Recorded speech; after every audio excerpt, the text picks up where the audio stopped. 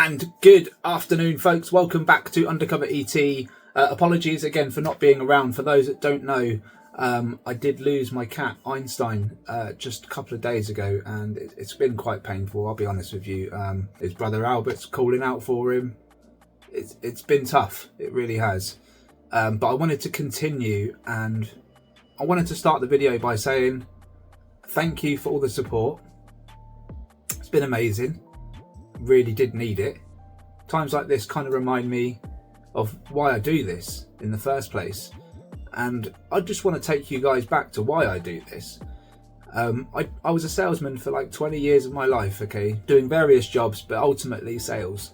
And when I realized that all of this was a real thing, and you know, following losing my dad and what happened with my auntie, and there's a lot that put me in this direction, but ultimately I realized that there's more to this world than what we know, with advanced technology that could change the way the world works and the way the world thinks.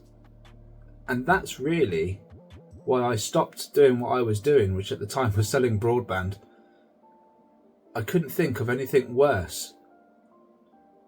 In the moment, I just had a realization that there is something else I could be doing that could better the world for my children, my family. And the reason why I bring this up is because we wouldn't have known that he was inside, he was damaged, until he showed signs. And by the time he showed real signs on Saturday night that he was in a bad way, and I went into panic mode, it was already too late. And so what I wish I could have had in that moment was something that would have told us what was wrong with him, or if he was healthy. It just happened so fast. And I keep the last few days, it's been like, well, what could I have done differently? And to be honest, unless I caught it much earlier, there's not a lot I could have done with the technology that we've got. And the vet said there's nothing she could have done. By the time I got the poor little guy to the vet, he was in such a bad way. And I guess the only reason why he was still there was because I was able to feed him with a syringe the last few days. That's why I do this, guys, is to try and advance the technology that humanity has access to moving forward, so that perhaps things like this and situations like this can be avoided. For me, that's why we do it. So I don't want to start off on such a negative, but that's where I've been the last few days. For those that haven't read the posts, this year has not obviously started off the way I planned, but you know what? How we finish it is entirely up to us. And so I'm going to find this new energy to try and get this done. And I'm going to start off where I left off last week. So Donald Trump has been talking about weapons that only the US has, okay? Says that no other country can compete. And that's kind of where I left off last time. So that's what I want to pick up from this time. As there was another news clip that he was interviewed in, and he kind of goes through what he can and can't talk about, which is not much, but he kind of says it word for word, guys. He can't discuss it. So he obviously knows something, right? He knows about advanced weaponry. And although you could say any advanced weaponry that the US has would be top secret because they wouldn't want their adversaries having it, right? But the US are so heavily involved in the UFO topic, I would imagine that their top secret weaponry would come from exactly that, alien tech. Let's have a look at what Donald Trump has got to say this time. The sonic weapon that took out many of the Cuban bodyguards that were used to defend Maduro. Lots of people saw the details about that weapon and were concerned. Is that something that Americans should be afraid of, something the United States is combating? Yeah, it's something I don't want to, nobody else has it. We have weapons that nobody knows about. And I say it's probably good not to talk about it, but we have some amazing weapons. That was an amazing attack. Don't forget, that house was in the middle of a fort, an army base. So there you have it. Target was in the middle of a fort, an army base, and they did what they did, and there was no retaliation. So, yeah, I mean, as secretive as it is, it's not a secret, is it? The technology is a secret. The fact they have it is not. And so there's a grey area that everyone's sort of fighting against, right? The country doesn't want to let out its top secret knowledge. At the same time, it's a requirement to know what's out there. It's a requirement to know whether we're alone. It's a requirement to know how life works. It's a requirement to understand it. They can't suppress it forever, and therefore they are trying to manage this, I can imagine. It's impossible to manage it. But it's not just the US that's going through this experience alone, okay? There are other countries out there that have their own experiences, their own testimony, their own evidence. Very difficult to put a lid on it. Now, you could try and take power over every single country in the world, right, and have control over everything. But ultimately, there is enough evidence out there that will leak out, that will spell all kinds of trouble if someone doesn't speak about this soon. I'm confident that this is going to happen, guys. Obviously, Mark Christopher Lee, he said that this is going to come out in July. We've got Steven Spielberg with his Disclosure Day movie coming out in June. And so there is a lot going on, guys. There's a lot going on, a lot to look forward to. We're also started the new year as well. So folks in the UK, as soon as we get through this bad weather and spring really kicks in, I fully expect sightings to go up. People will be recording more because the weather will be better. And then we'll come into crop circle season. Looking forward to the summer once again, guys. Honestly, I cannot wait for the crop circles to start appearing. And as we draw closer to disclosure, it will be really, really interesting to see what pops up, what flies above our heads, what we capture. We've got an exciting year ahead, guys. Let's get into some more details, because there are people stepping forward. They're saying some crazy stuff, and I'm going to read you another article. So the UAP Reporting Centre on X says this: Lieutenant Colonel Richard French testified that he witnessed 2 non-human entities repairing craft underwater. Crazy stuff. Let's have a listen to what he's got to say. 200 feet in it, and what I saw down there were 2 UFOs parked side by side, but I couldn't see anyone around either one of them. Then a little later, someone moved one of the UFO occupants, and I guess go ahead and call him what they are, the alien, moved over to the side and came into my line of sight. Very soon after that, he came out of the water going approximately 100 miles an hour. As soon as he broke the surface of the water, he increased his speed to approximately 2,500 miles an hour and quickly went out of sight. He was gone for about 15 or 20 minutes. He came right back, right when it slowed down very much, went in the water again at about 100 miles an hour, went on down and he and the other one, you could see them working on the UFOs. They, after about approximately 2 hours of apparently performing maintenance on the UFOs, the 2 of them took off together again. We left the water at about 100 miles an hour, immediately accelerated to well over 2,500 miles an hour, went virtually straight up and disappeared. So there's a lieutenant colonel saying that these things are leaving the ocean, and by the time they do leave the ocean, they're travelling at around 2,500 miles an hour. Well, who's been saying that they've been coming out of the ocean in Marina del Rey for the last 8 years, and that they travel at about 2,000 miles an hour? You know, it ties in as well with the object they found on Skinwalker Ranch, where that object was also clocked at 2,500 miles an hour. So it seems that no matter what the UAPs are, they like to travel at around that speed and faster. So that makes it very, very difficult, guys.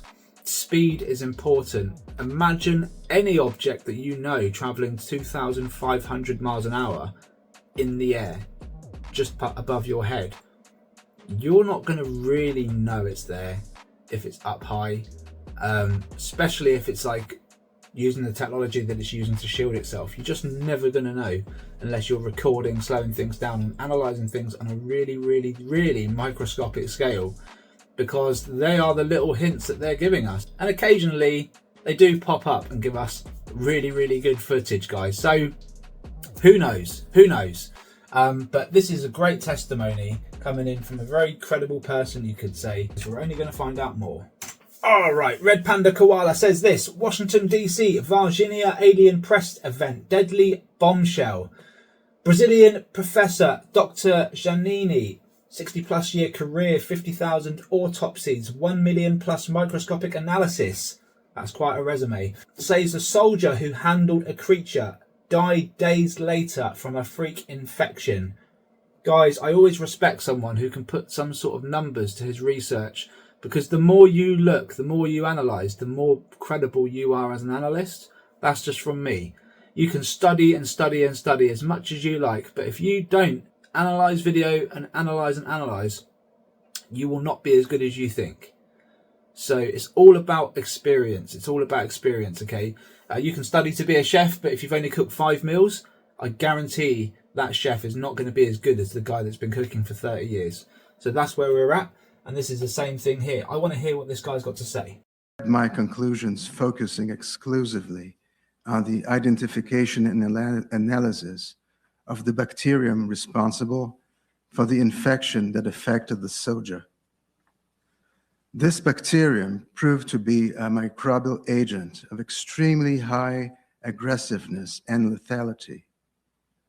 Given its characteristics, I understand that it goes beyond the limits of a conventional infection, possibly presenting itself as a highly specialized mechanism of aggression and defense, which raises the hypothesis of its alien origin. We are currently awaiting the necessary legal procedures for the exhumation of the body, with the expectation that advanced studies in molecular biology may provide new evidence regarding its mechanisms of aggressiveness, corroborating the hypothesis that it is an organism of extraterrestrial origin. If confirmed, such a finding would represent unequivocal proof of the existence of extraterrestrial life, implying a profound global reformulation of our philosophical understanding of existence. January the 8th, 2026, Varginha, Dr. J. Giannini. Amazing, amazing. If they can pull that one off, scientists will have to look. They will have to look. Now look, guys, I'm not saying don't record, because we need the DNA, we need we need some kind of proof, medically or otherwise. Videoing is proof, but a lot of people just struggle to believe what they're seeing. They put it down as something else. A lot of doubt, right? This is very much, you can't doubt data, because it's there, it's tested, analysed, it's repeatable. They know what they're then looking at. If they've actually got some kind of substance in their hand that they can honestly say is not from this planet, that's a big deal. That's better than obviously any video that we can show them, right? But the video still applies. These things are real. They are flying up high and down low. They're coming out of the oceans. They're coming out of the ground as well. So we know it. The information shows it. The videos show it. It's just a case of putting it all together and waiting for the world to put this all together. And it's going to come in different parts, guys. And this guy here, this team that we've got going on, investigating the sighting in Brazil, obviously the schoolgirls, they all witnessed this thing curled up right by the wall, just around the back of their school. And they were frightened, guys. They were frightened. Crazy, crazy image. You can see why I picked the image that I picked for my logo, because this guy apparently is the real deal. And he's going to be a one-off species, guys. He's going to be one of the species. There's going to be quite a few different ones, quite a few from what I understand. And so don't totally freak out. Might not even be this little guy's fault, but it happened. And unfortunately someone did die during the event. I'm going to try and examine the body, and we will try and keep you guys in the loop as to what they find. All right, guys. So this one is really quite interesting. San Pedro Laguna. I put it out as a short video. I saw all the comments. Most of you, including some prominent names, said, look, that's a set of balloons. And Actually, I wasn't questioning in the title whether they were balloons or not. It was the zippers that were moving across and through the shot that I was like, hang on, there's high activity here. Not too sure what the balloons are. But guys, I'm not so sure they're balloons. And now I want to pick this apart and show you guys why I don't think they're balloons. So let's play the clip.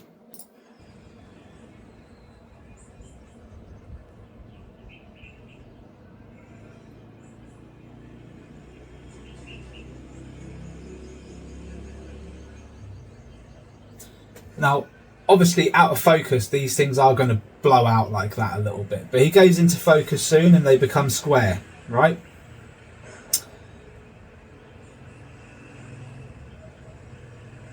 There you go. And we've got some fast movement from objects as well. Now, these things do kind of look like they're waving back and forth. But someone said that they're balloons and they're attached to some string. And they look relatively close, to be fair. You can see there's movement there, but they're like parallel with each other, you see, and we've got all kinds of movement flicking through at the moment. Like, there's going to be a mixed bag there, but I'm fairly sure there's dragons in this clip. Anyway, you can see that these balloons are apart and they're staying that way. They're staying the same distance apart and they're barely moving, guys. They're barely moving. And because they are a bit closer, we should be able to see some string from the bottom. I can't see any string, guys, and that's really, really strange. And you've got to take into account there's other things flying past. Now there is a tree there. Likelihood is we're going to see some bugs of some kind, but in all honesty, it's questionable. It's questionable. Why is it questionable? Because balloons wouldn't sit there almost stationary like that for the time that they are. Especially not being able to see any string at all. See if I can get a stop. Was that Dragon UAP or is that a bug of some sort? It looks very UAP, doesn't it? Moving very fast, guys. Just going back a little bit because I want to see if there's anything close up that zips past at the distance of where these objects are. But you got to admit, for a couple of balloons, these things are looking very, very stable, barely moving, despite there is a slight breeze, okay? Not seeing any string at all. Now, for those that are like Rob, they're balloons. Let me show you what balloons look like when they're up in the air. Clearly with string attached to them, because we showed it on the last video. I want to show you it again so you got a fair comparison, right? Alright, so this was taken by One Love Entertainment. Now you can clearly see the strings attached to these balloons here, so the fact that this is filmed from further away and yet we can't see balloons in the we can't see the string in the previous clip, and certainly there looks like there's more movement on these balloons. Questionably, there could be a windier day, different location, different time and everything, right? But you would expect balloons, even with a breeze, to be have a little bit more movement than you saw in the last clip. And the reason why I show you this is because this is what 3 balloons attached to each other actually looks like. You can see the changes in distance between balloons, you know, because they are attached. They are being pulled in different directions by the air. And so for the most part, they are apart, but they're also going closer together, further away. You can see the string. So not a problem. And the reason why chap at One Love Entertainment did this is because he thought he saw something in the sky, so he wanted to run a test. And you can see he's got white objects zipping through as well, something that we see all too often. And so I hope that's a fair comparison, guys. Now look, I'm not saying that these objects are definitely UFOs. I'm not saying that they're balloons either. I'm saying I don't know. But for me, the spacing is consistent. They're moving together. I'm not seeing any string. There are other objects up there with it, both white and dark. For me, they're much closer, so we should be able to see string. You know, admittedly he's using a different camera, but we should still be able to see string looking at the quality of this thing.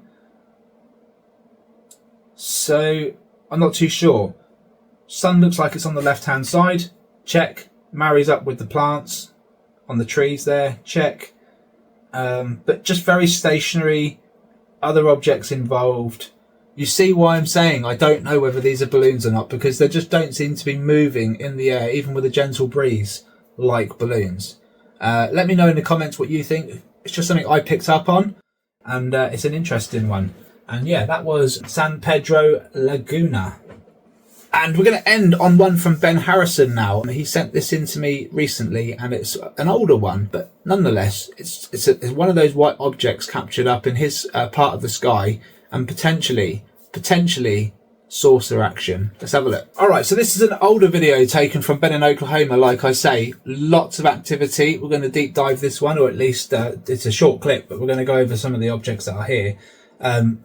I can tell you straight away, straight off the bat, white objects. It's right underneath that plane, judging from the size of it. Check it out.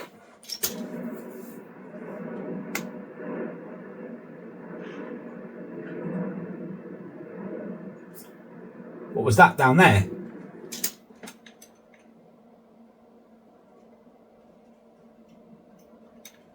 Whoa, look at this. That's your saucer, my man. That's your saucer. Just looks like it's just spewing out plasma there from one side. Comes in fast, but you can see how this plasma helps cloak it. Whatever it is, it's cloaked coming in. Mate, that's your. I've got a feeling that's your saucer there, and that's kind of the shape that it's got. See the you got to look at the white and black and put it all as one shape, guys, because the plasma is just trying to cover up the actual craft itself. And you've got to remember it's likely tumbling and spinning at the same time, so it's just looking whack. But this is what we're dealing with, guys. This is crazy. That really is cracking, Ben. I won't bother enhancing the others because they're very blurry and they're not going to give us much. White and black together. That looks pretty awesome, bud. Looks pretty awesome. Well done, mate. And look, high activity. Everything's a suspect. And there it is again. So I think it's dipped down from the screen and it's popped up here, look. And just going back through the movement.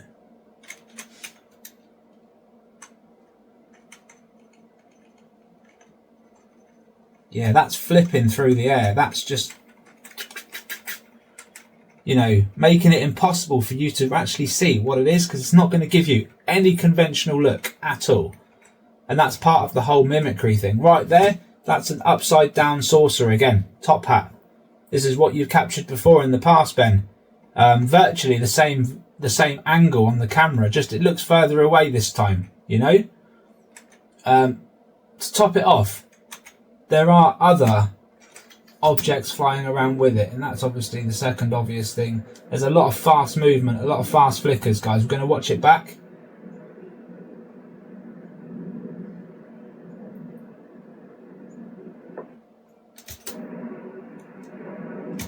That initially is super quick, this thing. Super quick. You know what's scary though, Ben? Got one up here as well, I didn't notice it. That's fast.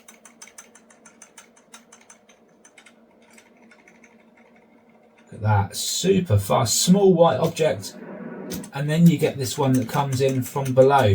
So it's not alone for a start. It's pretty intense.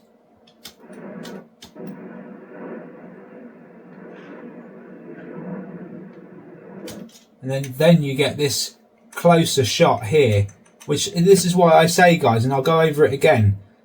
This object that comes in, this is potentially, and like I say, this is actually clearer. This is a flying saucer in my opinion.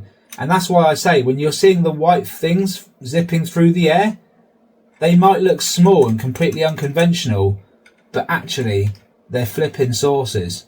This is what I'm talking about, guys. So every time I say, look, white dot, that's potentially a saucer. One Love Entertainment, I said it with your video as well. This is exactly why, because they are really, really crucial piece of evidence. And there it is again, just gliding up. We've seen it time and time again from Ben, so thank you very much, buddy. Just yet again another piece of evidence which ties in with the rest. Really, really important stuff. Thank you very much, Ben in Oklahoma. Guys, I'm going to leave it there. Thank you very much for your time. I appreciate all the love, all the comments that you guys left me regarding Einstein, and we will press on. We will press on. Keep recording the skies. Get your evidence into me. UndercoverETUK@gmail.com. Thank you so much. Take care. All the best, and I'll see you very soon. Bye-bye for now.